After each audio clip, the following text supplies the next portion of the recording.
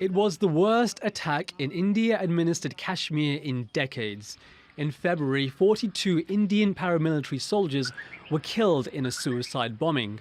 Dozens more were wounded in the attack, which happened in the southern district of Pulwama.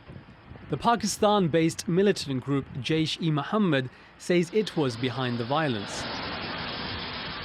But India says Pakistan's government was also to blame, a charge rejected by Islamabad. The attack in Pulwama clearly demonstrates that the time for dialogue is long past.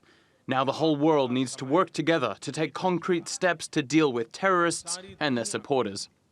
2 weeks later, India launched airstrikes on what it says was a militant camp in Pakistani territory.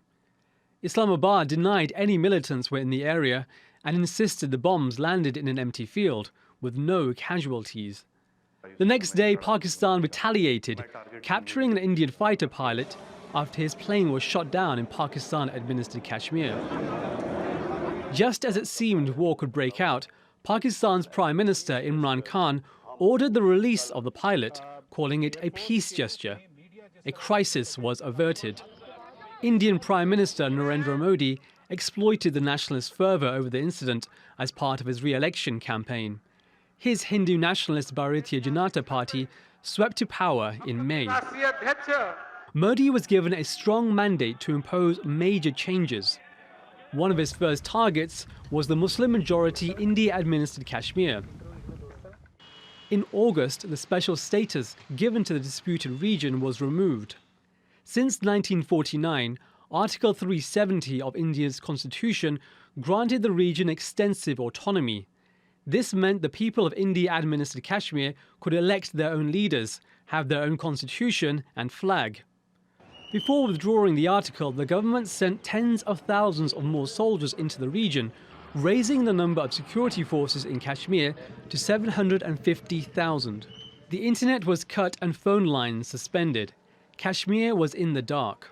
A curfew was also imposed, and hundreds of separatist leaders, activists and local politicians were detained.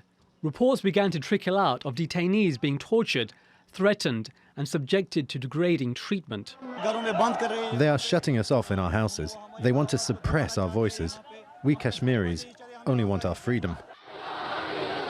The decision to withdraw Kashmir's autonomy triggered protests around the world. But Modi called it a new era for the region and insisted it would bring much-needed development.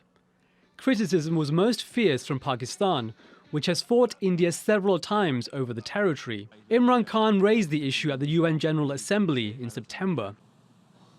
What do you think the impact will have on people of Kashmir? What do you think they will think? The way they have been boxed in their houses, treated like worse than animals, no rights. Thousands of all the political leadership has been arrested, taken out of Kashmir.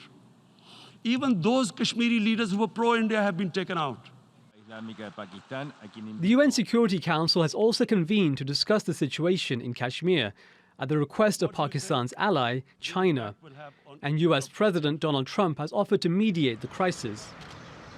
India-administered Kashmir has now been split into two regions, had its statehood removed, and is governed directly by New Delhi. It remains under lockdown, and the internet is still suspended, leaving 7 million people cut off from the rest of the world. Hyder Abbasi, TRT World.